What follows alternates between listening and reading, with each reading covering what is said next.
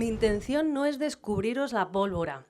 De hecho, de lo que vamos a hablar, seguro que sabéis todos. Y de lo que vamos a hablar tiene que ver con estas relaciones sanas. Yo me voy a centrar sobre todo en las que tiene que ver con la relación de pareja, pero veréis que hay ciertas cosas que tienen que ver también con el resto de relaciones. Por ejemplo, con las relaciones de amistad, en las que hay componentes muy parecidos a las relaciones de pareja, con la relación entre familiares, etcétera.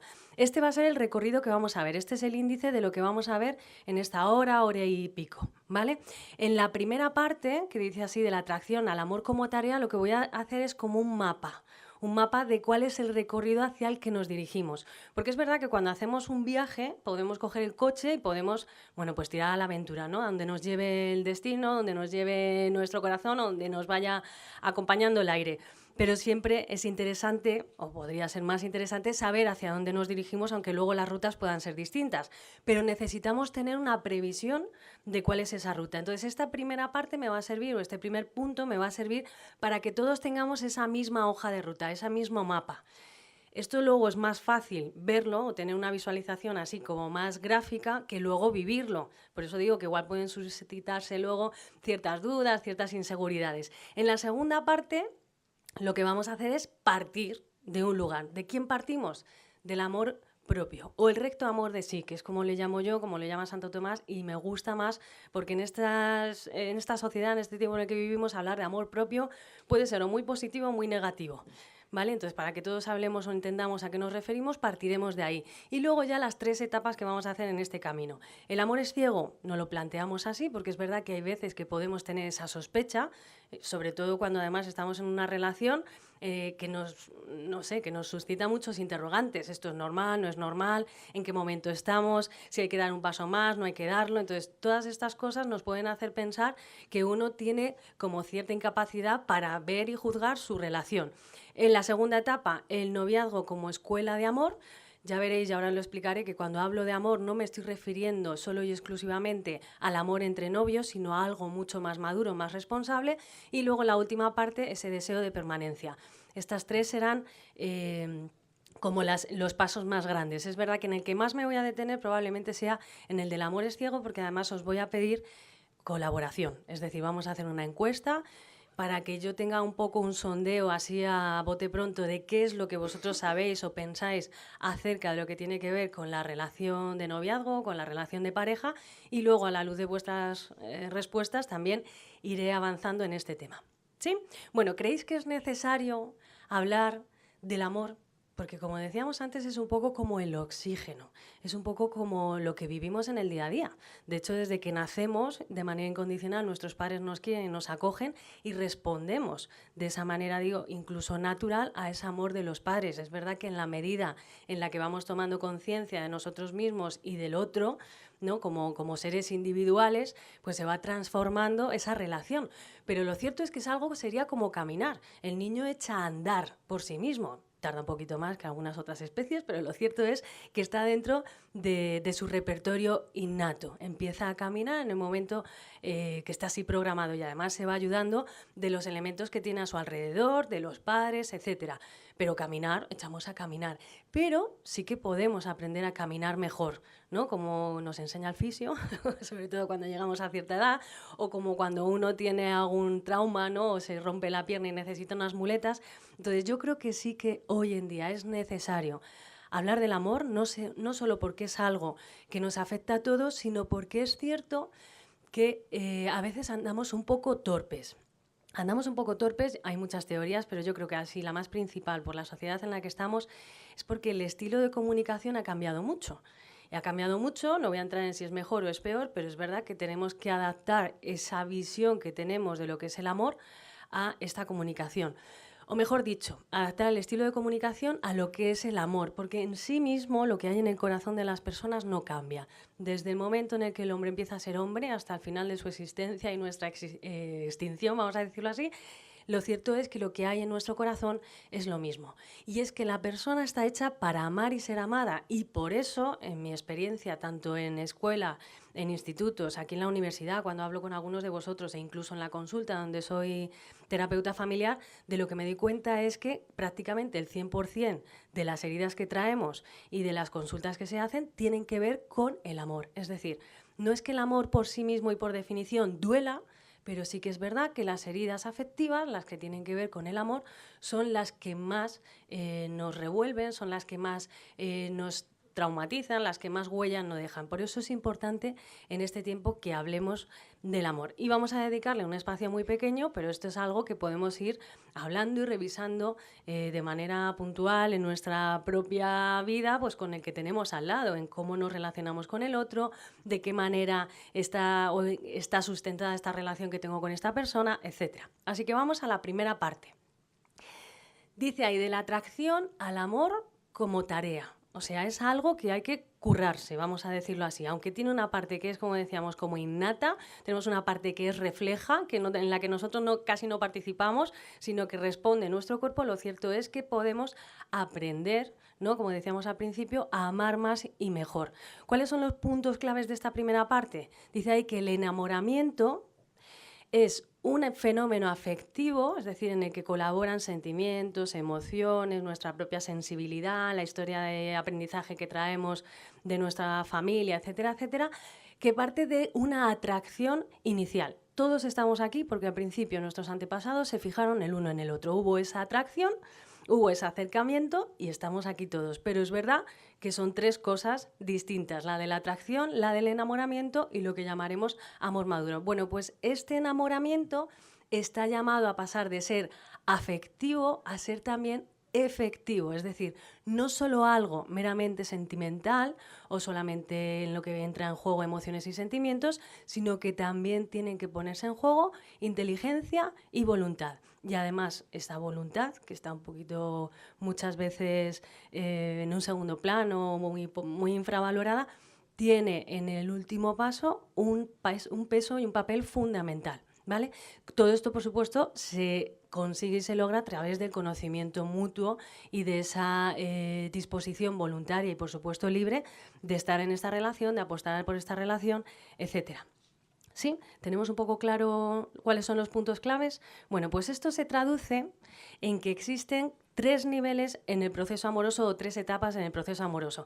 Os lo voy a explicar de manera muy sencilla, insisto, porque esto es como nuestro mapa, nuestra hoja de ruta, por donde vamos ahora a dirigirnos cuando hable del resto de los puntos, pero es importante que lo tengamos claro porque luego no sabemos en qué momento del mapa estamos o en qué punto del mapa estamos. Bueno, pues os lo voy a explicar como si fueran los 3 niveles de un videojuego. Si alguna vez me lo habéis escuchado, esto ya os lo sabéis, pero es que es tan gráfico que no puedo evitar, además es un ejemplo que yo escuché a Eduardo y me pareció tan gráfico que lo repito siempre que puedo. Aunque no hayáis cogido en vuestra vida un videojuego, sabéis que los primeros niveles son muy sencillos. Tan sencillos que si le das a tu madre los mandos de la Play, a lo mejor hasta marca algún gol. Pero luego están los niveles intermedios, que ya no son de entrenamiento, sino que exigen cierta habilidad, que tienen un espacio mucho más grande en el videojuego, de hecho son las que ocupan más pantallas, en los que tu madre ya no da pie con bola, pero tú, tu primo y tu amigo estáis ahí picados a ver quién llega antes al nivel pro o de experto. Y al nivel pro o de experto no todo el mundo llega, ni todo el que llega lo supera con éxito. Bueno, pues como toda metáfora tiene sus limitaciones, porque es cierto que en el proceso amoroso no termina una pantalla y empieza otra, sino que interactúan entre ellas y fluctúan entre ellas, pero nos sirve muy bien para entender cuáles son estas 3 etapas del proceso amoroso. La primera, tan sencilla como tener ojos en la cara, sería la de la atracción. Dice ahí que es un impacto, una alteración emocional. Yo diría incluso que menos todavía, o sea, es prácticamente una reacción corporal. Si tuviéramos que dividir también por fases lo que tiene que ver con nuestra afectividad, resumiéndolo mucho, y los que seáis de aquí de grado de psicología, cogédmelo con pinzas, ¿vale?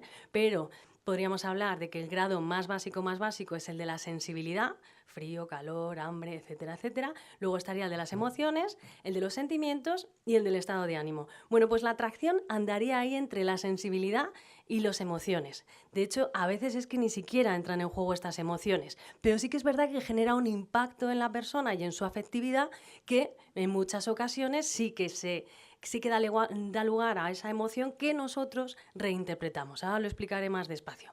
Pero sería el primer nivel. El primer nivel, o sea, la atracción no implica enamoramiento, no implica pillarse, no implica algo más, como llamadlo como queráis. Pero el algo más, que sería el segundo nivel de este videojuego, el del enamoramiento, sí que implica que haya atracción, ¿vale? ¿Qué pasa en este enamoramiento? Que ya serían esos niveles intermedios, que aquí ya sí que entran en juego sentimientos, emociones, y aunque estas emociones, como la de la atracción, pueda ser muy potente, están llamadas a vivirse con otra calma, con otra madurez. Entonces los sentimientos son esta otra calma, no son tan intensos como las emociones, pero sí que son más estables en el tiempo y además también son más personales. Bueno, pues este amor, este nivel está llamado, como decíamos antes, a ese nivel pro de experto. Es verdad que uno se puede quedar enquistado en una pantalla y tirar por la borda del videojuego y decir, bueno, yo ya lo dejo.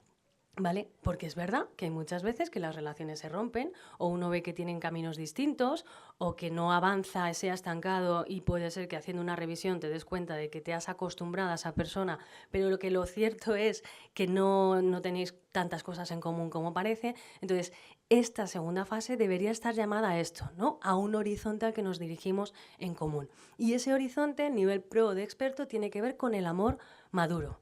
Cuando yo hable de enamoramiento me referiré sobre todo a este amor de pareja, el que tiene que ver con el de noviazgo, y cuando hable de amor me referiré a esta tercera fase, en la que ya no solamente hay sentimientos y emociones, sino que, como os decía antes en los puntos claves, entran en juego también la inteligencia y la voluntad, así como también nuestros ideales de vida, los valores que hemos aprendido, los que hemos adquirido por nuestra propia cuenta, etcétera, etcétera. Vale, esto en el videojuego es la pantalla final o las pantallas finales, pero en la vida es el principio de otra cosa, es lo que normalmente se materializa en un compromiso matrimonial, del tipo que sea, es decir, que ya no es el final del videojuego, es el final de otra etapa, pero el inicio de otra muy distinta. Y ya cuando os vayáis a casar hablaremos de eso con Edu. Hoy por hoy, si hay alguno que está en esa situación, habla con él. Si no, me voy a centrar en la segunda sesión. ¿Sí? Os voy a explicar esto mismo que os he explicado con este diagrama. ¿Lo veis todos bien? Si tenéis las pantallas de los monitores de atrás también están encendidos, ¿verdad? Vale. La atracción, ese primer nivel, ¿dónde creéis en este mapa que veis aquí, en este diagrama, que encajaría?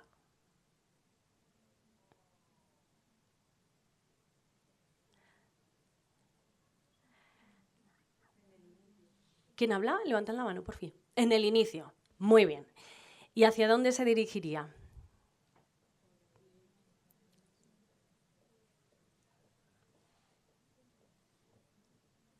Debería dirigirse, como hemos dicho, al final, al fin. Pero lo cierto es que se puede quedar en bucle en esa reacción automática que pone ahí. ¿Sí? ¿Somos conscientes de esto?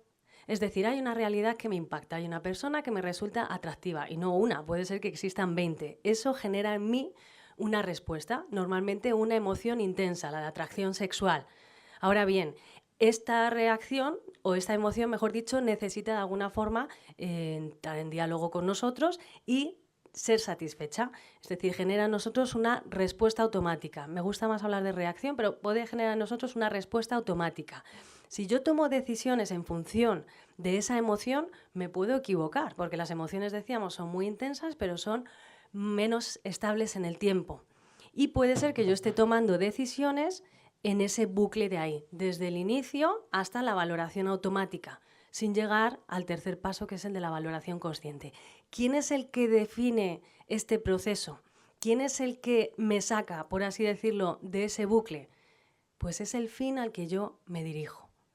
Claro, no van a ser las mismas las decisiones que tome una persona que lo que está buscando es a alguien que le quiera de verdad, con quien compartir su vida, formar una familia, etcétera, etcétera, que el que ha descartado esta idea porque el amor es una cosa muy complicada por la que se sufre mucho y yo lo que voy es a pasármelo bien y oye, si luego cuela con alguien con quien puedo hacer este recorrido, fenomenal.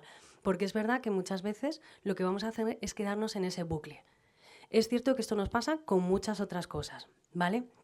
Ahora, yo tengo que entrar en diálogo con esa emoción y eso no significa que tenga que responder inmediatamente o de forma automática, sino que puedo hacer una valoración más consciente y ahí entrarían en juego mis sentimientos, mis emociones y tomaría una decisión que puede ir en la misma dirección que la respuesta automática o en otra.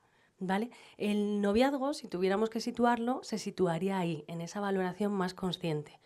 Por eso, empezar, os cuento por ejemplo lo que me encuentro yo muchas veces en el bachillerato. Empezar las relaciones de pareja por lo del rollo puede salir muy mal. Y de hecho la experiencia que me cuentan es que normalmente no suele terminar bien, que es rara la relación de rollo que termina en una relación más formal. ¿Por qué? Porque donde se suele estar moviendo es en el primer bucle. Pero resulta que encuentro a alguien con el que no simplemente no solo hay atracción, sino que ya el roce hace el cariño, nos conocemos un poquito más y ya sí, ya entro en juego mi inteligencia, mi voluntad y digo, oye, pues por esta persona se puede apostar. Y empezaríamos una relación de noviazgo. Ahora, insisto en que yo puedo tomar decisiones distintas haciendo esa valoración consciente a la respuesta automática. Pues a lo mejor antes de darte 4 besos y darnos 4 chuchones, prefiero conocerte bien o conocerte un poco. Porque hay veces que confundir atracción con enamoramiento lo que puede dejarnos es más heridas en el corazón. Aún así, haciendo esa valoración consciente, poniendo en juego también mi ideal de vida, yo lo que busco es a alguien que me quiera de verdad, ¿no? Y este de verdad lo subrayáis muchas veces, enfatizáis mucho en ello, claro, porque nadie está hecho para que le prueben un ratito, como si fueran unos zapatos del Zara. Si me funcionan y me quedan bien, me los quedo y si no, los devuelvo a la tienda, sino que lo que queremos es que nos quieran por aquello que somos. Y eso implica conocimiento. Eso implica poner en juego muchas más cosas que simplemente el atractivo físico o el atractivo personal o simplemente el momento de entusiasmo y de elevación de toda la química del cuerpo en una experiencia como puede ser, como os decía, la de enrollarse con alguien, ¿no? Pero aún así yo puedo poner en juego todo esto y decidir que bueno, que me da igual, que me quiten lo bailado, que ya bastantes experiencias malas tengo y tomar una decisión en contra de estos valores, de estos ideales de vida, de lo que mi razón a lo mejor me está diciendo, incluso mis amigos que ya conocen las historias anteriores, etcétera. Claro, ¿cuál es la respuesta de esta valoración consciente? Pues ya no es una emoción, sino que es un sentimiento. Y el sentimiento, os decía, es menos intenso que la emoción, pero es más estable en el tiempo. Y además son la base de los estados de ánimo. ¿Qué significa eso?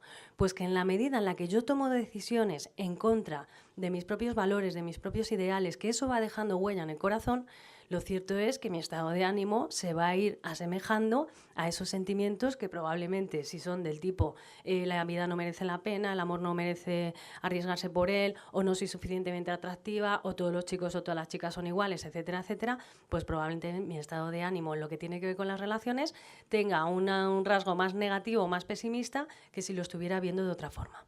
¿Vale? No quiere decir con esto, que luego veremos lo de las relaciones tóxicas, que yo, habiendo decidido, bien consciente, poniendo en juego mis valores, me pueda equivocar o me puedan engañar. ¿Vale? Luego matizo estas cosas. Entonces, lo que ordena este movimiento, este proceso, es el fin, hacia el que yo me dirijo. Por eso es muy importante, y en esta edad me imagino que ya lo tenéis claro, que vosotros mismos os hagáis preguntas de hacia dónde os dirigís en vuestra vida. Independientemente de si tenéis pareja, si no la tenéis, o sea, qué es lo que vosotros queréis, qué es lo que anhela vuestro corazón, etcétera, etcétera. Porque dependiendo, aunque os quede muy lejos ese horizonte de lo que busquéis, vais a tomar unas decisiones distintas a las que puede tomar otra persona. Entonces, este es nuestro mapa, ¿vale? Estos 3 niveles que hemos dicho del videojuego. ¿De dónde partimos? Pues tenemos que partir necesariamente de nosotros mismos, porque si no, aunque las personas somos seres interdependientes, es decir, somos seres sociales, nos necesitamos unos a otros, de hecho la autoestima, por ejemplo, se va construyendo con las relaciones primeras que tenemos, lo cierto es que podemos confundir interdependencia con dependencia. Si yo yo no puedo dar lo que no tengo, resumiendo. Entonces, si yo no tengo una estabilidad en mi salud mental, si no tengo cierto conocimiento de mí mismo, si no existe esa estabilidad en la hora de yo valorar y juzgar hacia dónde me dirijo, etcétera, etcétera, es decir, que me muevo aleatoriamente, como decíamos al principio, como el que es pues el que coge el coche a la aventura, que digo, no está mal, ¿eh? Lo que pasa que es verdad que hay veces que deberíamos por lo menos saber de dónde descansamos esa noche. Bueno, pues si yo no tengo al menos esa estabilidad, es muy fácil que me pueda perder en la hoja de ruta o que me puedan confundir.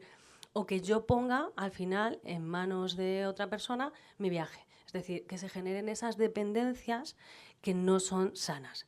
otra cosa es la interdependencia. Entonces, habría que dedicarnos un momentito al año, fijaos lo que os digo, si ni siquiera hace falta hacer una profundización todas las semanas o todos los meses, pero por lo menos una vez al año habría que hacer una revisión de vida de cómo estamos. No hay que aprovechar, que es lo que solemos hacer, las crisis para hacer esta revisión de vida. Es como que me viene una bofetada y entonces ya de repente pienso en cómo están mis heridas afectivas, cómo ha sido mi apego. Aparece por ahí un vídeo de TikTok que además me arregla la vida y me dice que si el apego con mi padre fue de esta manera, ya estoy abocada a tener un desastre de relaciones. Cuidado, cuidado, que es verdad que el estilo de apego influye mucho en cómo nos relacionamos en la vida adulta, pero no estamos determinados, porque si eso fuera así, las personas que no tienen familias estructuradas no podrían formar sus propias familias, no podrían tener sus propias relaciones. Pero es verdad que es interesante que de vez en cuando revisemos esto. Es como el que va a coger el coche y sabe que tiene por delante muchos kilómetros y hace una revisión del coche, a ver cómo está, para saber si va a soportar todo el camino. Bueno, pues no hace falta meterlo en el garaje y mirar de arriba abajo, pero lo más importante y lo más fundamental sí que de vez en cuando hay que revisarlo. Heridas emocionales, pone ahí, o heridas afectivas. A ver, es verdad que los psicólogos a veces con esto somos un poco tremendistas, ¿eh? No porque estemos buscando clientela, ni muchísimo menos, pero es verdad que todos estamos heridos, lo que no significa que todos estemos traumados. O sea, nuestros padres y las personas con las que nos hemos vinculado desde que somos pequeños o incluso más mayores en la adolescencia, con nuestros amigos, que para nosotros son fundamentales, son personas limitadas también. Entonces, en algún momento nos fallan, nos han fallado, nos han decepcionado, han roto la confianza, todo eso genera heridas. Ahora, esas heridas sanan, igual que cualquier herida que tengáis de cuando os habéis piñado cuando erais pequeño porque subisteis a un árbol. Hay cicatrices que quedan prácticamente invisibles y otras que quedan más grandes. De las más grandes, al final es un recordatorio cuando ha pasado tiempo de no solo el piñazo que me di, sino de lo bien que me pasé aquella tarde con mis primos subiéndome a todos los árboles del bosque. Pero, ¿cuál es el problema o el riesgo aquí? Cuando esas heridas no han sanado, no se han cerrado o, casi peor, han cerrado en falso. Como cuando tenemos otra herida, si os resulta más fácil entenderlo. Si una herida no se ha cerrado, pero la infección sigue ahí, cualquier cosa puede hacer que detone, incluso que esa infección se haga mucho más grande. Entonces sí que hay que ser ciertamente responsable, no hay que culpabilizar porque habrá situaciones que realmente sean injustas y no nos hemos buscado, pero no culpar o vivir victimizados toda la vida porque es que mi padre era así o mi madre era tal o tuve una primera relación súper tóxica, pero sí que hay que hacerse responsable de esas heridas, poderlas sanar. Igual que cuando a uno lo atropellan, no se queda tirado en el paso de cebra pensando, bueno, pues yo es que como me han atropellado no pienso ir al hospital, a mí que me lleven. Pues, bueno, a lo mejor hay que llevarte en ambulancia, ¿eh? Pero entendéis el ejemplo. O sea, que yo tengo que hacer mi rehabilitación para volver a echar a andar. No puedo esperar que los demás anden por mí porque me han atropellado, ¿vale? ¿Sigue siendo injusto que te hayan atropellado? Sí. ¿Sigue siendo responsabilidad o de otro que ha ejecutado esa, yo qué sé, esa mala acción, saltarse un semáforo en rojo? Sí, pero es responsabilidad mía volver a echar a andar, ¿sí? Bueno, también analizar cómo están vuestros sueños, vuestros valores, lo que os acabo de explicar, lo del fin. El fin es el que organiza o el que ordena este proceso, pero es verdad que hay veces que estos sueños, estas metas, estos objetivos nos quedan como un poquito más lejanos. Bueno, pues hay que hacer etapas, acortar, ¿de acuerdo? Si yo el día de mañana, porque estamos centrados en el tema del amor, lo que me gustaría sería formar familia, pues es verdad que tengo que empezar a graduar esto, porque, vamos, me imagino que no estáis buscando precisamente, si buscáis a la madre de vuestros hijos, pero no pensando en pasar por vicaría el día de mañana. Bueno, pues ¿cómo se entrena esto? Pues al final en la amistad. Igual no tengo ahora mismo con quién, pero tengo claro qué es lo que yo quiero. Como no sé eso cuándo será, pues siendo buen amigo, entrenando todos estos valores y todo lo que yo soy con las amistades que además me recuerdan diariamente lo mucho que valgo, porque cuando estamos en esa situación de tener un deseo muy grande de encontrar pareja y no aparece, a veces se pasa mal, muy mal. Y sobre todo cuando todos los de tu alrededor ya tienen cierta estabilidad con su pareja, parece que eres el único que no sigue o no consigue a nadie, etcétera, etcétera. Bueno, pues a veces también la autoestima se va resintiendo porque entran esos pensamientos intrusivos a los que encima alimentamos a base de escuchar la canción más triste que encontráis o la lista más triste que encontráis en Spotify y acabáis convenciéndoos de que no hay nadie para vosotros, de que no sois suficientemente atractivos, etcétera, etcétera. Bueno, pues hay que como esas etapas, ¿no? Hacerlas más chiquititas, reducir un poco el camino, buscar unas metas más chiquititas que me ayuden a alcanzar esos objetivos, porque si el objetivo es muy grande o muy lejano, nos podemos frustrar. Y luego buscar ideales de vida. ¿A qué me refiero? Pues tener personas o referentes en nuestra vida, sean personas que conocemos y que están vivas, o sean personas que a lo mejor no tenemos cercano, porque para nosotros han sido un referente por los valores que cultivaban, a los que poder seguir. Porque hay veces que los valores que queremos alcanzar no los vemos encarnados o nos cuesta verlos encarnados precisamente por lo que decía al principio, porque el estilo de comunicación ha cambiado tanto que podemos pensar que ya no es lo mismo el deseo de permanencia, de fidelidad, de estabilidad, porque ahora básicamente nos relacionamos a través de WhatsApp, que también hablaré de eso más adelante, ¿vale? Al final lo que tenemos que buscar es responder a esta pregunta, ¿quién soy yo? Porque se tiene que identificar o tiene que ser similar a la pregunta, ¿quién soy yo contigo? Si yo tengo que forzar quién soy cuando estoy con otra persona, tenéis que hacer esta revisión, entonces sí que a fondo. Porque lo cierto es que claro que al principio todos hacemos como el pavo real, desplegamos todos nuestros encantos y nos metemos ahí un poco en el papel de lo estupendos que somos, pero no fingimos otra cosa que no somos, sino que maximizamos aquello que es más atractivo de nosotros y a lo mejor dejamos en un segundo plano, que no se vea tanto, aquellas cosas que nos gustan menos. ¿Cómo puedo yo hacer este ejercicio de responder a esta pregunta, quién soy yo, cómo estoy yo, etcétera? Pues yo os doy aquí como 4 pistas. De vez en cuando, y esto sí que tiene que ser como más frecuente, deberíamos de revisar cómo está nuestra autoestima, porque es verdad que tiramos con ella y a veces es una autoestima flojita, pero tiramos hasta que ya la rompen del todo o tenemos una decepción tan grande que entonces es cuando caemos en la cuenta de lo mal que nos queremos, de que tenemos el foco puesto siempre en aquellas cosas que nos gustan menos y las que nos gustan más ni las miramos o no les damos suficiente importancia porque son lo que deberían de ser, etcétera. ¿Cómo son mis límites? Y con límites no entendáis un mecanismo de defensa, sino todo lo contrario, ¿vale? No es que el otro venga a hacerme mal, pero sí que tengo que marcar hasta dónde le permito entrar, por así decirlo. No con todos tenemos la misma intimidad, con todas las personas. Y es que hay personas que son muy invasivas, que se quieren colar hasta la cocina. Bueno, pues tú en tu casita tienes un cerco. Si no tienes ese cerco delimitado, cualquiera puede entrar. Y puede entrar con buenas intenciones o puede entrar con malas intenciones. Tampoco levanto un muro, porque eso me impide relacionarme adecuadamente con los demás, incluso conmigo mismo, que me voy a perder parte de la información que tengo en la realidad que me rodea. Lo que tengo que tener es un límite bien marcado, pero flexible, o sea, que invite a pasar, pero eres tú quien decide si entras o no entras. Entonces, por ejemplo, saber cómo están mis límites podría medirse preguntándose si soy capaz de decir no, por ejemplo. Esto nos cuesta muchísimo. No decimos no por no ofender, no decimos no porque no queremos quedar mal, no decimos no porque es que directamente no nos han enseñado a decir no o porque creemos que es muy violento. Cuidado, que el no es igual de pedagógico que el sí. Enseña lo mismo, que es que esto sí y esto no, ¿vale? Y decirle no a alguien en algo o no querer compartir algo de tu intimidad no tiene por qué significar que seas una persona introvertida, que seas una persona rarita, etcétera, ¿vale? ¿Cómo está mi comunicación? Cuidado, que a algunos os puede pasar como a mí, hablar mucho no significa comunicar. Entonces también es verdad que tenemos que hacer una revisión de cómo expresamos nuestro malestar. Si somos asertivos o no somos asertivos. Si utilizamos la ironía, por ejemplo, para expresar cómo estamos, que puede a lo mejor el otro no entender el doble sentido, o para corregir del otro lo que nos ha gustado, porque la ironía en las sitcoms son muy divertidas, pero cuando las aplican contigo ya dejan de hacer tanta gracia. Entonces, ver cómo es nuestra comunicación también, de qué manera expresamos lo que sentimos, si es que lo expresamos, porque a veces también están las personas que lo que hacen es ostentación de su malestar, pero esperan que sean los otros los que adivinan lo que le pasa. O, todo lo contrario, la lectura de pensamiento, que aparecerá luego en el cuestionario que os he dicho. Creo saber lo que está pensando el otro, aunque no ha abierto la boca, y actúo en consecuencia. ¿Sí? Y luego, si cuido de todas mis dimensiones. O sea, no solamente en lo físico, que sois todos monísimos y se os ve todos muy saludables, no solo en la salud mental, que eso es algo que ya no puedo percibir así a priori, sino también cómo son mis relaciones sociales y cómo está mi dimensión espiritual también. Aquella dimensión que me hace preguntarme por aquellas cosas más allá de mí mismo.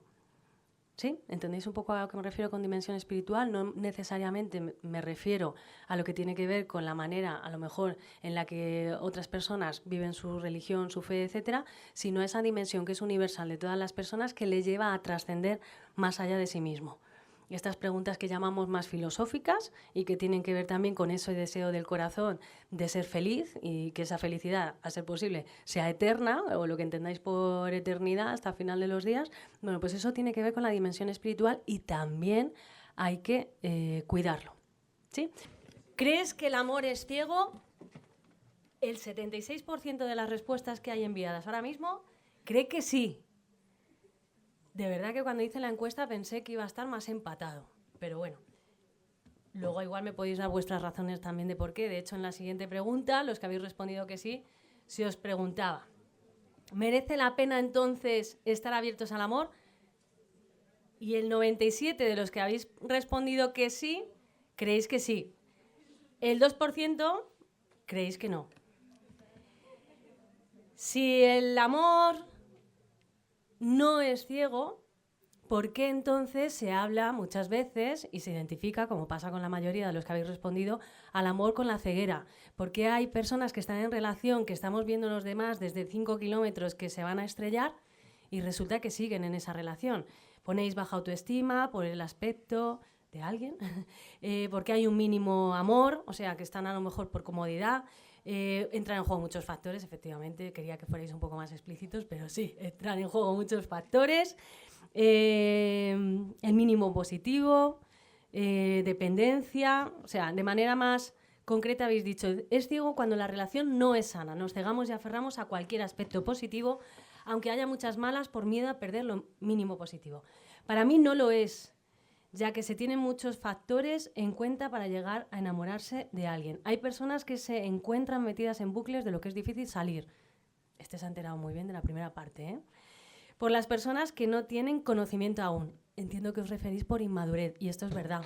De hecho, por ejemplo, en los adolescentes suele ocurrir bastante, que sí que están en ese bucle. Lo que están un poco es como experimentando qué es esto que se siente, pero no son capaces a veces de hacer esa valoración más consciente. No es que la gente no vea las cosas. A mí lo que me ha pasado, eso creo de verdad, es que lo ves, pero no eres capaz de abandonarlo.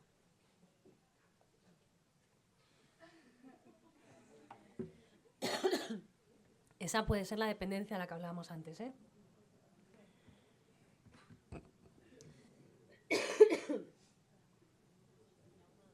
Os sigo pasando pantalla mientras me muero.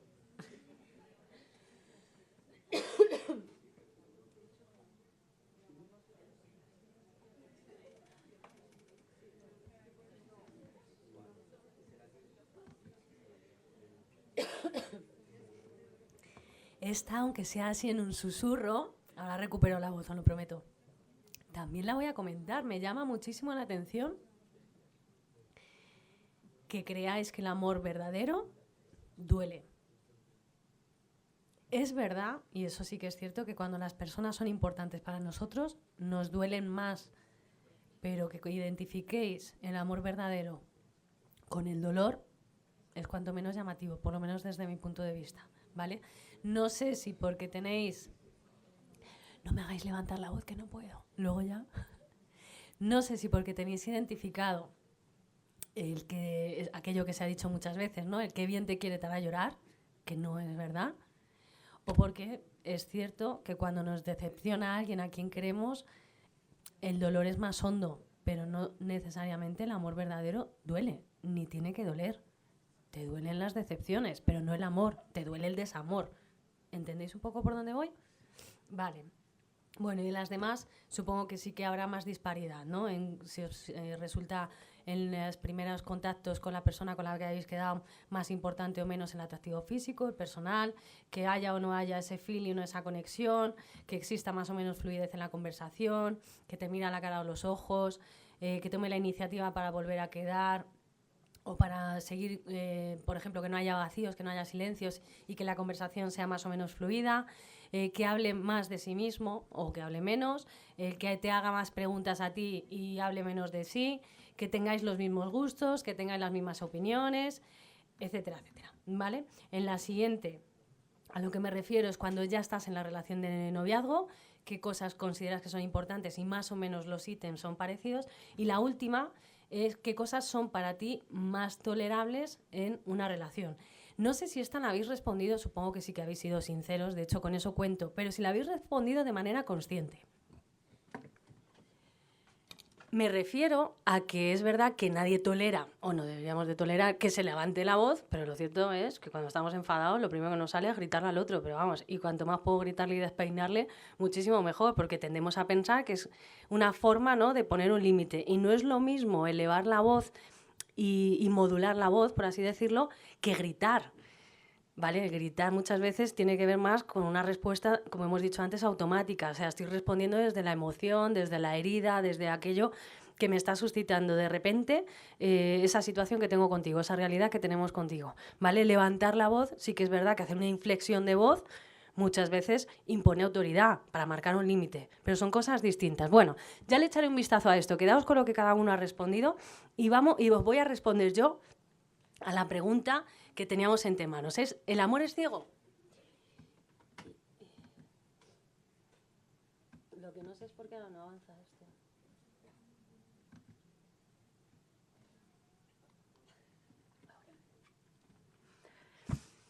Bueno, el amor es ciego y no. Si tuviera que decantarme como os he pedido, no es trampa, o sea, vosotros pido que os decantéis por una y ahora yo digo que bueno, que depende. Bueno, si yo tuviera que decantarme por una, diría que no es ciego el amor, o no debería ir por la vida pegando palos de ciego. Pero sí que es cierto que existen en el corazón de todas las personas dos deseos que son universales, que son el deseo de ser felices y relacionarse adecuadamente. Y estos dos deseos están intrínsecamente unidos. Es decir, si las personas no son felices, como pasa por ejemplo en las personas que tienen una depresión, les cuesta más relacionarse consigo mismos y con los demás, igual que con el ambiente o la realidad que les rodea. Y al revés, a las personas a las que les faltan habilidades sociales o por la circunstancia que sea no consiguen integrarse en el grupo, en la cultura, en la sociedad, etcétera, tienen esa sensación de que no son del todo felices. Bueno, pues estos dos deseos están pidiendo ser satisfechos constantemente. Están bien hechos, están ahí por nuestra propia supervivencia, porque decíamos que la persona es un ser que existe por amor y para ser amado y además es intersocial, es relacional, es decir, que existe esa sana interdependencia por la que nos vamos construyendo también. Bueno, pues lo que nos podemos equivocar es en las decisiones que tomamos con respecto a cómo queremos dar respuesta a estos dos deseos y nos pueden acercar o nos pueden alejar. Por eso decía antes que lo que me suelo encontrar en la consulta o cuando hablo con chicos más jóvenes en la universidad, etcétera, es que por lo que más sufrimos tiene que ver con el amor.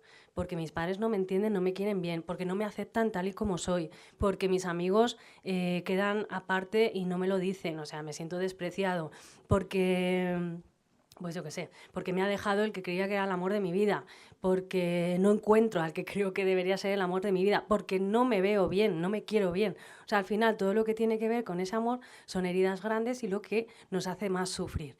Bueno, pues esto sucede porque muchas veces no miramos profundamente, no miramos con el corazón, ¿vale? Esto que suena un poco cursi es en realidad la esencia de todo. A veces nos quedamos nada más que en la superficie, a veces que nos quedamos nada más que con los ojos ¿no? Los ojos visibles, los que utilizamos para percibir la relación. Y necesitamos hacer esa valoración más consciente y eso implica bucear en lo más profundo, en lo más íntimo de la persona. Ese corazón no me refiero al órgano interno que bombea sangre, sino a lo más profundo, a lo más íntimo de tu ser. Ahí es donde residen esa afectividad, o mejor dicho, donde confluyen esos sentimientos, emociones, esa dimensión afectiva, junto con nuestra inteligencia, con la voluntad y con lo que somos en realidad. Y esto nos puede costar toda la vida muchas veces entenderlo, quiénes somos, o descubrirnos quiénes somos, porque no nos conocemos, por ejemplo, hasta que no eres padre o eres madre, a lo mejor no eres consciente de unas cualidades que tienes que pensabas que ni tenías. Y tú pensabas que eras muy impaciente y has descubierto que cuando eres padre o cuando eres madre tienes una paciencia que no sabes de dónde has sacado. O tienes una forma y una pedagogía para transmitirle ideas a tu hijo, a tu sobrino, etcétera, que ni te hubieras imaginado. ¿Vale? Bueno, pues ahí en ese corazón es también donde nos encontramos con las personas, es decir, es el lugar donde yo con el otro puedo responder a esa pregunta no solo de quién soy, sino quién soy contigo. Pero,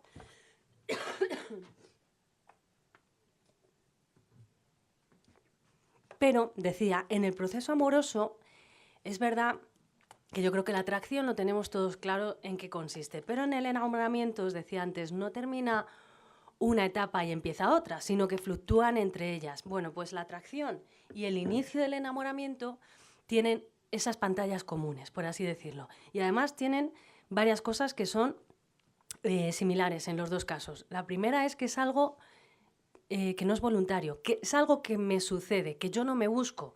Por eso me puedo enamorar de alguien que no me corresponde, porque tampoco está en su libertad poderme corresponder. Entonces, cuando nos llevamos esa decepción, lo que tenemos que pensar, precisamente en ese diagrama que hemos visto antes, es que no me están rechazando a mí. Están rechazando, por así decirlo, mi emoción, porque no puede ser correspondida, porque no es algo que puedo o no debo forzar, ¿vale?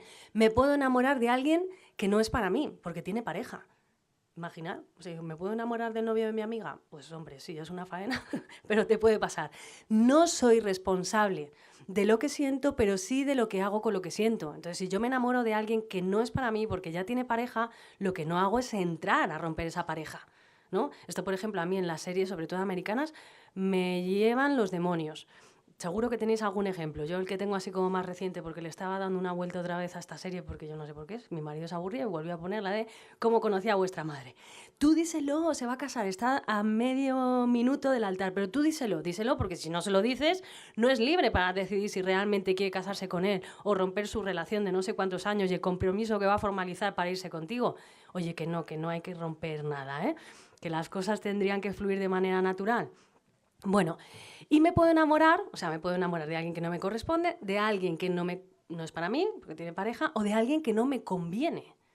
Y esto, sois inteligentes y lo sabéis muchas veces a priori. ¿Por qué? Porque tenéis muy claro qué cosas no consentiríais a un amigo. A un amigo no le consientes un manotazo, ¿no? Déjame, porque estoy súper ofendidísima.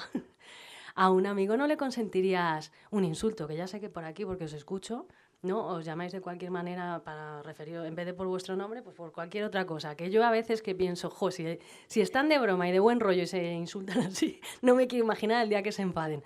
Pero no consentirías una cosa así. Bueno, pues llega el momento de la pareja y hay veces que no solo consentimos, sino que hasta justificamos y en otros muchos casos ni lo vemos. ¿Por qué? Pues porque es cierto que en este primer momento del enamoramiento hay una fase inicial que es la de la idealización. Y esta idealización tiene sentido porque si yo lo primero que viera de ti es lo que menos me gusta, no nos enamoraríamos nunca. Pero lo cierto es que tiene sus riesgos. Y el primero y el más grande es que yo me esté enamorando de una idea, de un ídolo que yo estoy haciendo de ti. Que eres maravilloso y que eres estupendo, pero no se corresponde con eso que yo me estoy haciendo, esa imagen que yo me estoy haciendo en mi cabeza. Esto hoy en día, desde mi punto de vista, por lo que sobre todo en consulta veo, es un lastre. ¿Por qué? Porque aun teniendo sentido, se está manteniendo demasiado en el tiempo.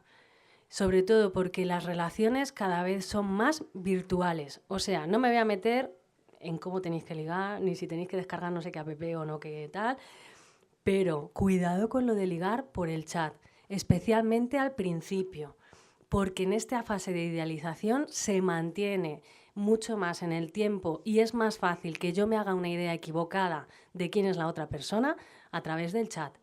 Por muchas razones. O sea, yo me imagino que con la experiencia que ya tenéis, sabéis que por el WhatsApp se malinterpretan muchas cosas.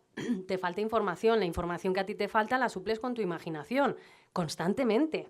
Y cuando digo constantemente es con cualquier relación. ¿No te ha pasado a ti alguna vez? Que seguro que sí, a mí me pasa con mi marido a menudo. Sabe que soy muy chorra, me manda algunos memes y me hacen mucha gracia. Y yo respondo con un sticker partiéndome de risa o con varios emojis partiéndome de risa. Pero si mi marido me estuviera mirando por un agujerito en ese momento y viera que lo que estoy esperando es a que se termine de calentar la cena en el microondas, pensaría, joder, qué falsa es mi mujer. Parece que se estaba partiendo de risa, pero no ha movido ni un músculo de la cara. ¿Por qué? Pues por como decíamos antes, porque somos seres sociales, entonces tendemos a expresar más abiertamente nuestras emociones cuando estamos con los demás. No me digáis que no es mucho más divertido ver un partido con los colegas que verlo solo. Y sobre todo si tienes un colega de estos que se pica mucho, es todavía mucho más divertido.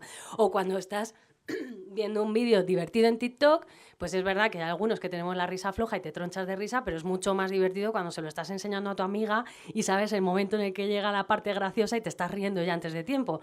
Bueno, pues es que es verdad que como somos seres sociales, decía, expresamos más abiertamente nuestras emociones. Pues con el chat y ligar por el chat sucede igual.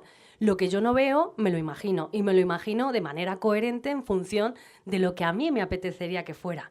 Porque estoy en esa fase de idealización. Además que las pantallas también nos protegen. ¿A qué me refiero? Pues no he leído todas las respuestas, por ejemplo, que habéis puesto en las encuestas. Pero seguramente si yo os hubiera preguntado de manera personal, de tú a tú, o lo hubiéramos hecho así a mano alzada, oye, ¿tú qué crees? ¿Por qué las personas que... o sea, yo creo que el amor no es ciego, pero hay personas que están un poquito despistadas, ¿no? Y yo te pregunto, ¿por qué razón crees que esto sucede? Pues a lo mejor hubieras respondido de una manera distinta, aunque la respuesta fuera la misma, ¿no? Es que, bueno, hay personas que son más inmaduras, más inocentes, que puede ser que no lo vean, pero a lo mejor, bueno, pues por abreviar o porque no sabes quién está leyéndolo o no sabe o no sé yo quién está respondiendo, hubieras puesto porque son unos infelices, porque estaban flipados. Porque, o sea, que muchas veces la pantalla nos protege y decimos cosas para bien y para mal que no te diría si te estuviera mirando a los ojos, pero es que luego hay que mirar a esa persona. ¿Cuántas veces no me habrán contado alguna nena de vuestra edad, algunas, 22, 23, 24 años, en consulta, que llevan tiempo conociendo a un chico y cuando indago un poquito, el conociendo a un chico significa que se conocieron una noche en no sé qué fiesta, se pasaron el Insta y han estado hablando por el Insta. Y ahora le tengo que ver, es que hemos quedado. Y estoy como una niña de 16 años, como si fuera mi primer beso, porque estoy, a ver, ¿qué habéis hablado para estar así? Porque muchas veces, y no es necesario que sea nada turbio, pero muchas veces has contado más cosas de las que contarías si estuvieras viendo a esta persona. Has entrado en más intimidades que a lo mejor no entrarías si todavía no tuvieras a esa persona mirándote a los ojos, viendo cómo reacciona, cómo no reacciona, o sea, dándote esa información presencial que todos necesitamos. Entonces, en esta parte, en la de la idealización, es cuando normalmente identificamos al amor con la ceguera. Porque también suele ser en esta fase en la que estás conociendo a esa persona y estás como nubilado, en la que tendéis a salir del grupo de los amigos. Y esto, perdóname que os diga, y me da igual, si me lo estuviera preguntando una pareja mayor que vosotros, se lo diría igual. Esto siempre es un error. ¿A qué me refiero? Primero, que los amigos estaban antes. Entonces, hay que cuidarlos. Se entiende que queráis quedar, conoceros, pasar vuestro tiempo, o sea, eso se entiende. Pero es verdad que hay que buscar también tiempos en los que podamos integrar la relación dentro de la amistad, tiempos para yo cuidar mi amistad, tiempo para cuidar la de la otra pareja, o sea, la de la otra parte, la de la pareja, etcétera. ¿Por qué? Ya no solo porque estaban antes, sino porque es verdad que cuando estáis involucrados en una relación de estas que llamamos tóxica, sois los últimos en enteraros. Y quienes suelen dar la voz de alarma son los amigos sanos, claro. Luego hay algún amigo que puede ser también un poquito tóxico. Pero lo cierto es que os quieren tanto y os quieren tan bien que se juegan la amistad para que tú estés bien. Porque muchas veces el hecho de que a ti te diga este chico, esta chica no te conviene, últimamente cada vez que quedas con esta persona y luego vienes a vernos, estás como a la defensiva, estás como más irascible, has cambiado tu forma de vestir, has cambiado tu... O sea, la forma de vestir no porque sea algo súper importante, pero es verdad que es lo que nosotros proyectamos de lo que somos, ¿no? Estamos transmitiendo también un mensaje con la forma en la que nos movemos, nos relacionamos, nos vestimos, etcétera. Bueno, pues cambiar todo eso muchas veces implica también un cambio interior. Yo, por ejemplo, bueno, esto os pasará a vosotros también, aunque no seáis psicólogos, pero ¿no detectáis muchas veces cuando un amigo o un familiar está más o menos mejor por cómo se viste?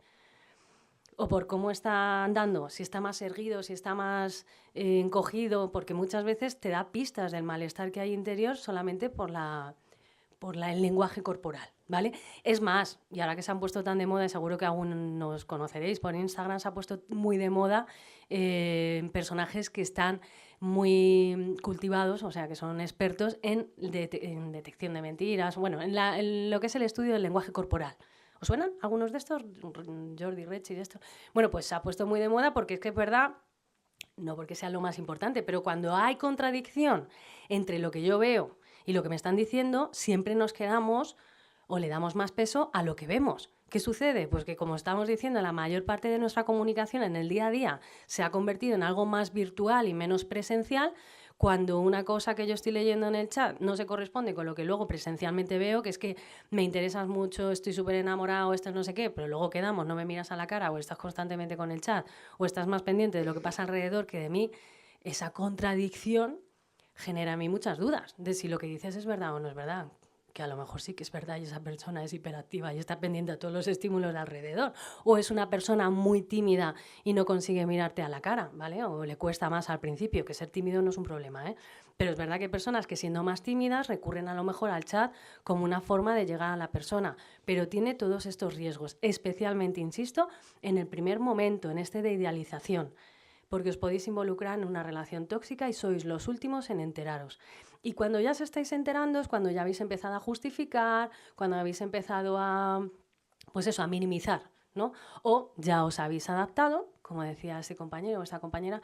Normalmente iba a decir compañera porque suele ser, primero porque sois mayoría y porque suele ser muchas veces la mujer la que se adapta. No sé por qué razón, no sé si porque yo soy mujer también me lo cuentan más mujeres, pero en mi experiencia el hombre enseguida puede soltar, o el chico enseguida, si ve que no se acomoda tanto, pero las mujeres a lo mejor en esto, no sé si es porque damos más oportunidades, no sé si es porque somos más afectivas, pero tendemos más a esto, ¿no? A acomodarnos a esta situación porque prefiero estar así que no tener a esta persona, y claro, se está haciendo daño, ¿sí? Bueno, cuidado, cuidado. Cuidad mucho de las amistades e intentar en la relación de pareja vivirla dentro de la amistad por esto. ¿Cuáles serían para mí, de todo lo que habéis escrito en el cuestionario, 4 o 3 negociables y 3 no negociables, 3 red flags a la hora de conocer a una persona?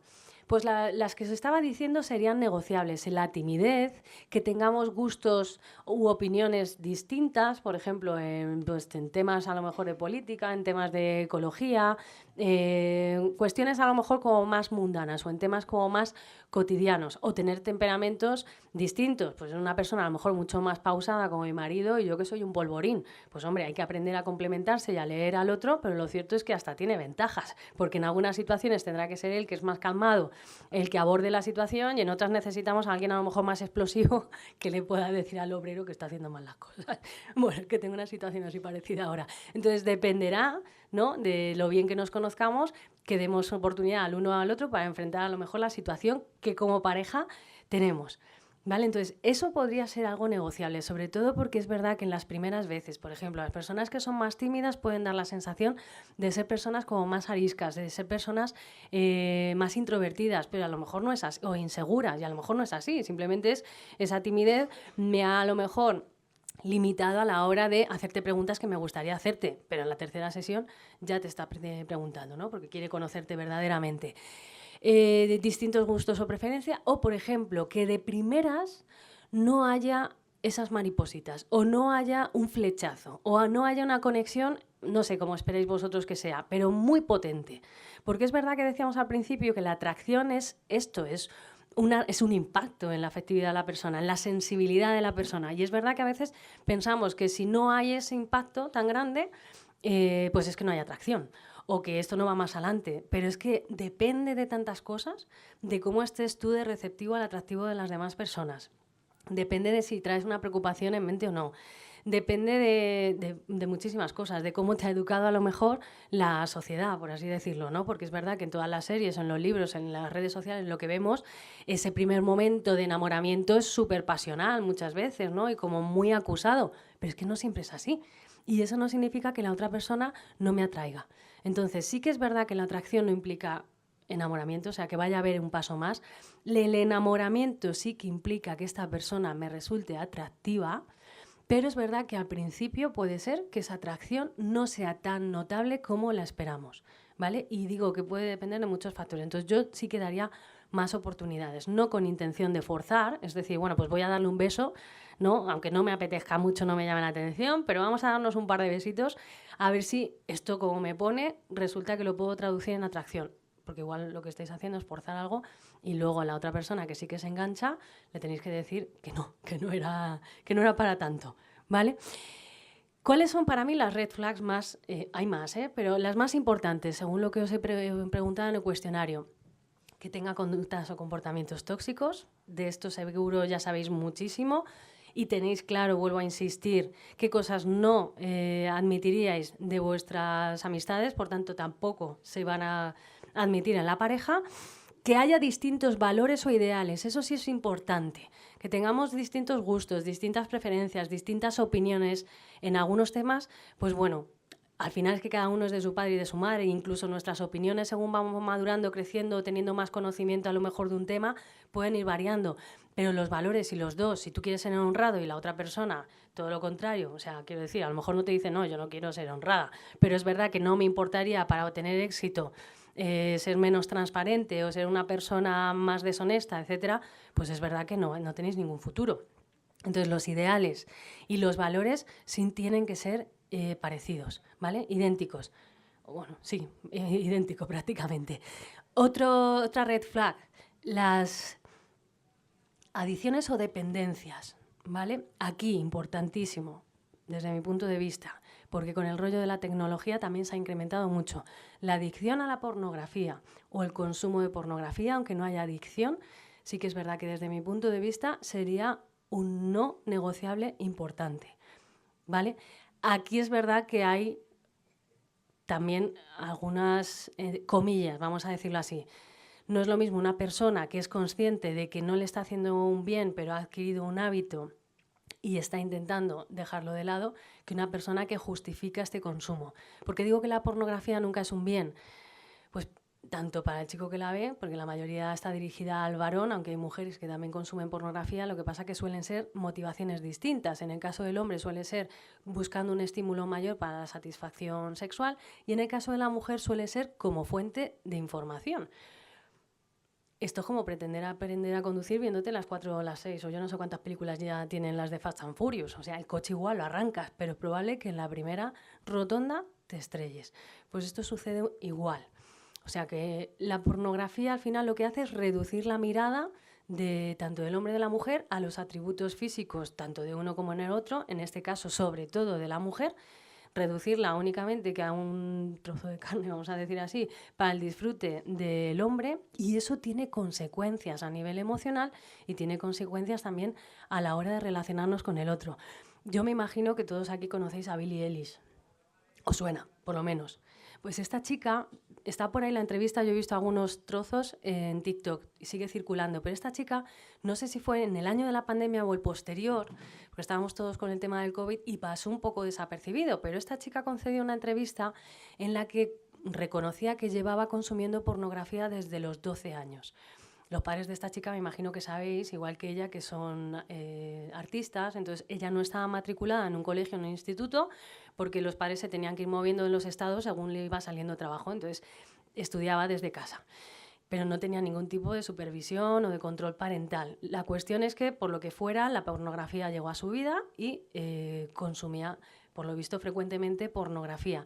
Bueno, pues con la edad que tenía en el momento en el que concedía la entrevista a esta chica, que yo calculo que eran unos 24 o 25 años, comentaba que la pornografía, y dijo literalmente, utilizó este verbo, le había destrozado el cerebro.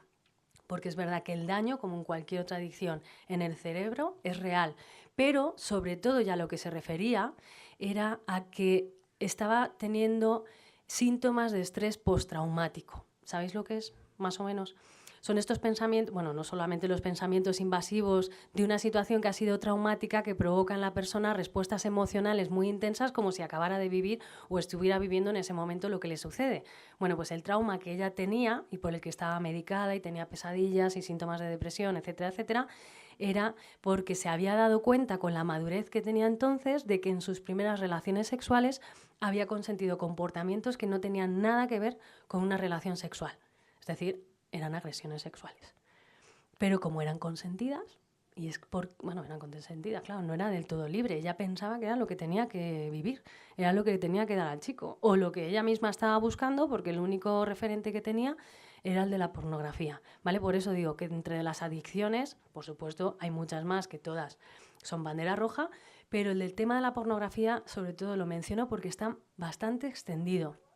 no tanto la adicción, pero sí el consumo o incluso la justificación del consumo de pornografía. Si alguien quiere enterarse, lo que tiene que hacer es preguntarle a su pareja qué quiere, qué no quiere, qué busca, dónde... O sea, que pues como en todo, ¿no? No hay que esperar a que el otro saque la bola mágica y averigüe qué es lo que te pasa, porque en esto, igual que hablábamos antes, cuando tú le preguntas a tu novia que qué le pasa y te dice que nada y tiene cara de que le pasa de todo, te quedas con la cara, no con lo que te dice. Ahora, es verdad que los hombres en esto os complicáis menos, como pues si dice que no le pasa nada, ya se arreglará, tendrá un mal día y pasáis. O sea, yo me imagino, perdonad que me meta un momentito con los chicos, que no lo digo tampoco para mal, y encima sois minoría, por encima de que venís poquitos, me voy a meter un momento con vosotros, que no es verdad, me voy a meter en realidad con las chicas de manera indirecta. Los chicos, si no os habéis dado cuenta, no cogen las indirectas, ¿verdad? Y es que no es, y no es necesario. Quiero decir que hay que ser directo, pero ser directo no implica también decir las cosas de cualquier modo, ¿vale? Y luego, nosotras, aunque a lo mejor tenemos, porque somos más afectivas, una lectura de las personas en general más afinada que la del hombre, o distinta a la del hombre, no por eso sabemos lo que está pasando por su cabeza constantemente, porque aunque a nosotras no nos quepa en la cabeza, o por lo menos a mí no me cabe, ellos realmente pueden no pensar en nada. No sé cómo lo hacen, dónde está ese botón, y si lo tenemos las mujeres, por favor, explicadme dónde anda, porque algunas hasta sobrepensamos demasiado las cosas, ¿vale? Y luego la última dice ahí, que también es una red flag, que a lo mejor os ha chirriado a los que la habéis leído, es hablar mal de los ex o de la familia. A ver, de los ex, y si ha sido una tóxica o un chungo, pues cómo no va a hablar mal. ¿A qué me refiero con esto? Pues que en el momento en el que estamos conociendo a una persona dice más de ella lo que comenta de otros que de sí mismos. Entonces no es lo mismo decir, bueno, pues salgo de una relación que no ha sido buena o que ha sido incluso tóxica y ahora mismo lo que necesito es ir paso a paso, ir despacio, conocer bien a la persona, que decir, bueno, pues es que mi ex era una tal o es un cual o lo que sea. Y mi madre pues está chalada, que a lo mejor es verdad que la pobre mujer le patinan un poco, pero siempre salvamos a la persona. No sé si me estoy explicando con esto. O sea, aunque yo no sea capaz a lo mejor de perdonar algo que me han hecho en este momento tan grave, sí que tengo que dar esa oportunidad de, bueno, esta persona a lo mejor con el tiempo es salvable, porque todos somos al final sagrados, vamos a decirlo así. Entonces, la forma en la que habla, especialmente en las primeras citas de su familia y de sus ex, para mí es un dato muy importante de cómo me va a tratar a mí, ¿vale? O cómo se relaciona conmigo. Sed inteligentes, no solamente introducid o intentad vivir la relación que tengáis de pareja dentro del grupo de amigos, sino id paso a paso, tened una pequeña amistad con esta persona y fijaos en cómo se relaciona como amigo. Porque así como se relaciona en la amistad, va a ser luego como pareja. Así como se relaciona con sus amigos o con sus amigas, va a ser también contigo.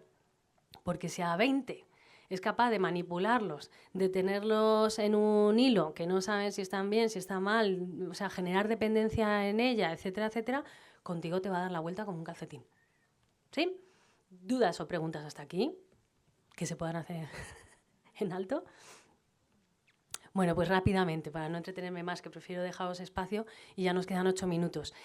El noviazgo es esta escuela donde nosotros aprendemos a tomar decisiones conscientes, decisiones voluntarias, libres, entrando en ese, como decíamos antes, en esa valoración consciente, en esa profundidad de nuestro propio corazón, etcétera, etcétera, de camino a esa vida en común, a ese proyecto de vida en común. Cuando un noviazgo no tiene esa proyección, muchas veces, por eso lo que pasa, que se estancan o entran dentro de una rutina y tal, lo que genera es muchísimo sufrimiento en las dos personas.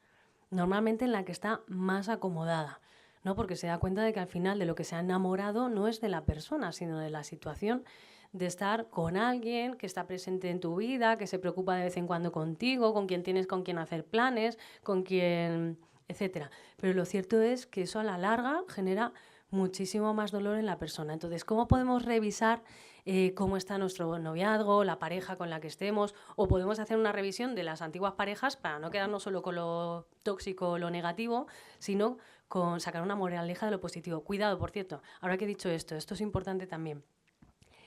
Las etiquetas siempre son reduccionistas. Me da igual si son negativas, como lo tóxico, o positivas.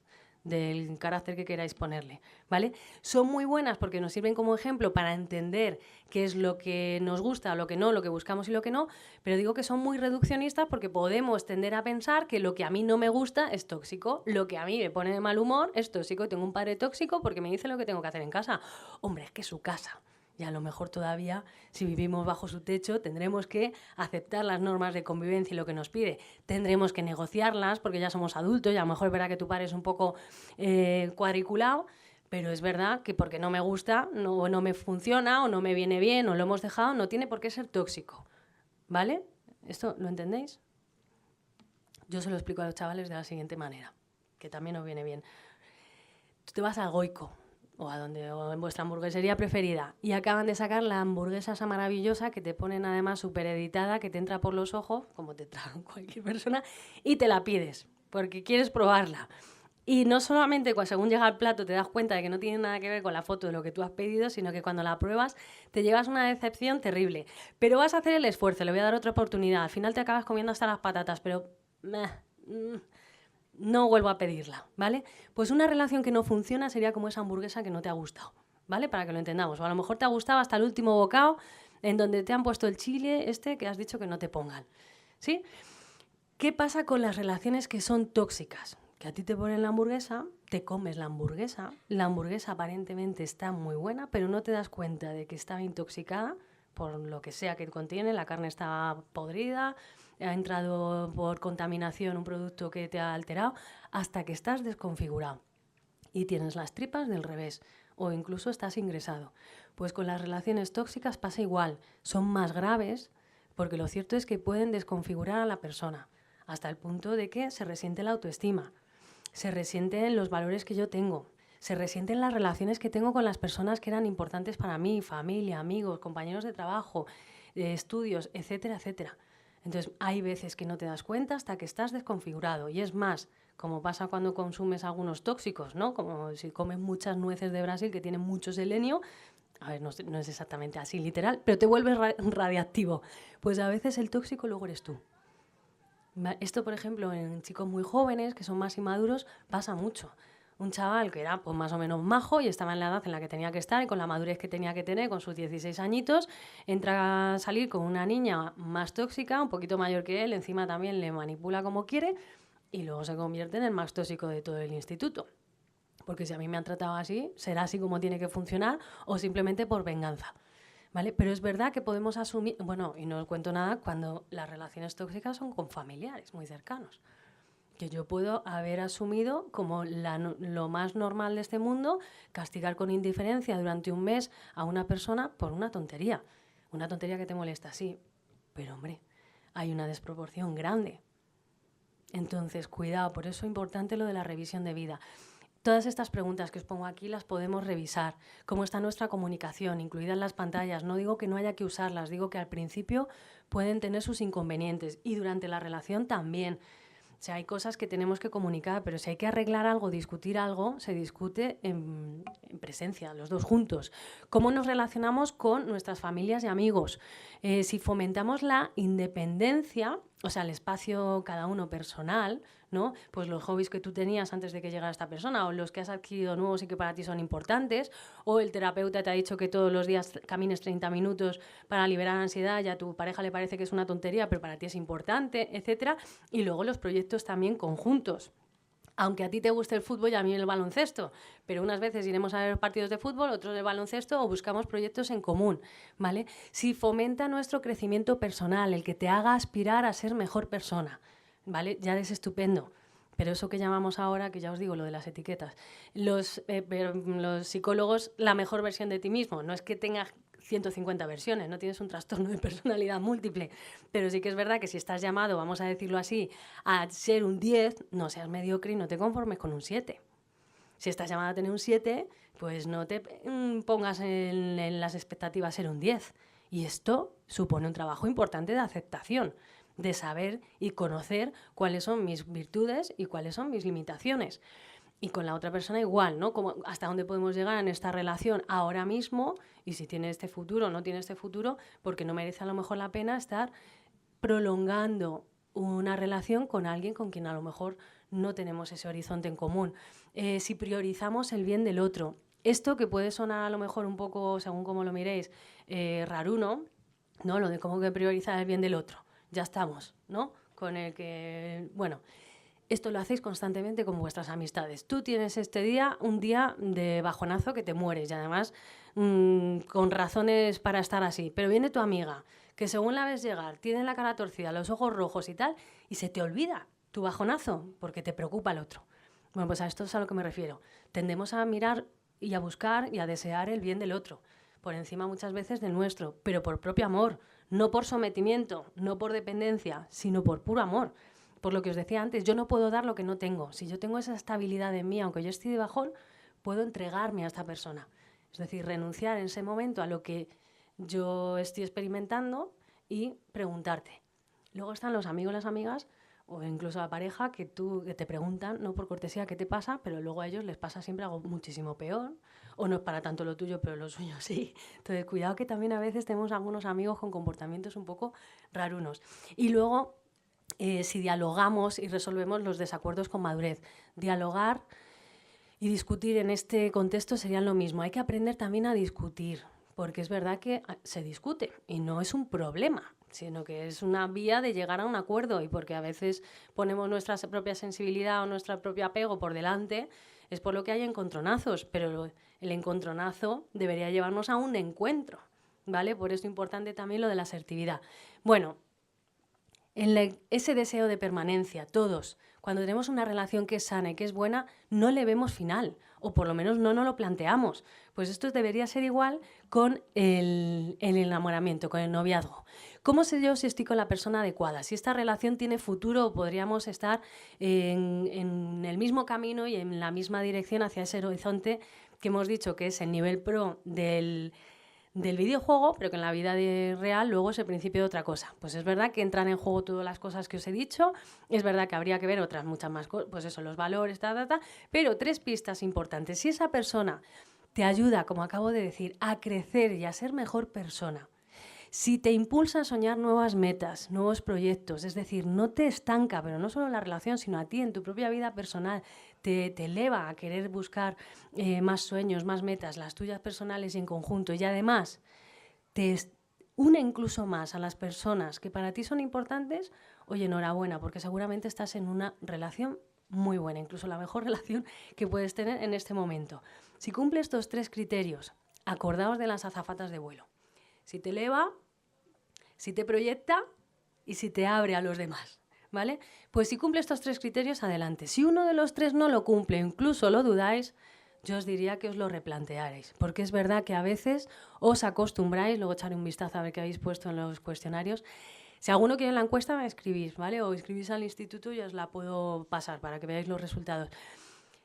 Pero es verdad que si alguna la dudáis, no merece la pena muchas veces estar involucrado en una relación que no os lleva a ningún lado, o peor todavía, que sea una relación poco sana, porque a veces también las heridas que dejan en el corazón se suman a las que ya a lo mejor teníais o que no teníais y os estáis llevando de manera gratuita por creer a veces que el amor tiene que ser así, ir a ciegas. Está muy sobrevalorada la espontaneidad. Yo tengo con mi marido, a lo mejor esto suena demasiado, esto también a lo mejor suena demasiado, tenemos compartido el calendario, porque parecemos ministros, nos pasamos la vida de aquí para allá, pero no para que mi marido me tenga controlada o yo a él para ver dónde está, sino precisamente para lo contrario, para ver cuándo podemos coincidir. Que coincidimos, pero digo, a lo largo del día. Hoy coincidimos en la comida, comemos juntos, pues hoy nos tomamos unas cañas y nos contamos cómo nos va. Hoy coincidimos solo en la cena, bueno, pues en la cena y a lo mejor muchas veces mirando al infinito porque ya no nos da la vida. Pero es para buscar esos encuentros en común. Bueno, pues hay veces que la espontaneidad está muy bien, ¿no? Y se puede disfrutar de ella. Oye, pues no teníamos plan para este fin de semana, pero se me ocurre que podemos ir a no sé qué sitio. Pero hay otras veces que hay que tener esa hoja de ruta. Hay que hacer estas preguntas, no solo en privado, o sea, no solo las que tú te tienes que hacer de manera personal, sino las que tienes que hacerle también al otro, ¿vale? No sé si conocéis, seguro que os suena el arte del amor de Erich Fromm. No suena, yo soy muy vieja o aquí no hay nadie de psicología.